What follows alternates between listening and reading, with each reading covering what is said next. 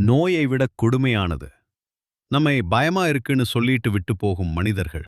ஒரு கிராமத்தில் ஒரு பையன் இருந்தான். அவன் பெயர் அரவிந்த். ஒரு சின்ன ஹெல்த் இஷ்யூ வந்ததுக்கு அப்புறம் அவன் வாழ்க்கை முழுக்க மாறிடுச்சு. முன்னாடி தினமும் கால் பண்ணி பேசுற நண்பர்கள் இப்போ பேசுறதுக்கு டைம் இல்லைன்னு சொல்லி அவாய்ட் பண்ண ஆரம்பிச்சாங்க. சிலர் அவன் மெசேஜ் பார்த்து ரீப்ளை கூட பண்ணல. அவன் புரியாம திணறினான். நான் என்ன தப்பு செய்தேன்னு தினமும் அவன் மனசு கேக்குது. ஒரு நாள் அவன் தைரியமா ஒருத்தனை கேட்டான், ஏண்டா நீங்க எல்லாரும் இப்போ தூரமா போறீங்க? அந்த பதில் அவன் இதயத்தையே நொறுக்குச்சு. டா, ஓ ஹெல்த் இஷ்யூ எங்களுக்கு வந்துடுமோன்னு பயமா இருக்கு.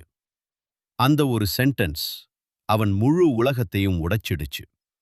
அவன் சிரிச்ச முகம் அங்கேயே நின்று போச்சு. அவன் மனசு மட்டும் மெதுவா சாக ஆரம்பிச்சது. அந்த இரவு அவன் தன்னோட போன்ல ஓல்ட் சாட்ஸ் எல்லாம் பார்த்துக்கிட்டு இருந்தான். மிஸ் யூடா, லவ் யூ மச்சின்னு அனுப்பினவங்க இப்போ ஒரு ஹாய் கூட அனுப்பல. கண்ணீர் விழுந்துகிட்டே இருந்தது. அவன் மெதுவா சொன்னான், நான் அவ்வளவு அருவருப்பானவனா ஆயிட்டேனா? ஆனா பதில் எதுவும் வரல. அந்த நாள் அவன் ஒரு உண்மை புரிஞ்சுக்கிட்டான். நோய் வந்ததால அவன் மாறல. அவனை சுற்றியிருந்த மனிதர்கள் தான் மாறிட்டாங்க. அவன் தன் தலையை உயர்த்திக்கிட்டு நின்றான். என்னை விட்டு போனவங்க என் மதிப்ப அறியாதவங்கன்னு நினைச்சா. சில நேரம் வலி கொடுக்கும் விஷயங்கள்தான் நமக்கு உண்மையா யார் நமக்கானவர்கள் இல்லைன்னு கற்றுக் கொடுக்கும். நம்ம கஷ்டத்துல விட்டு போறவர்கள் நம்ம வாழ்க்கைக்கு தேவையில்லாதவர்கள்.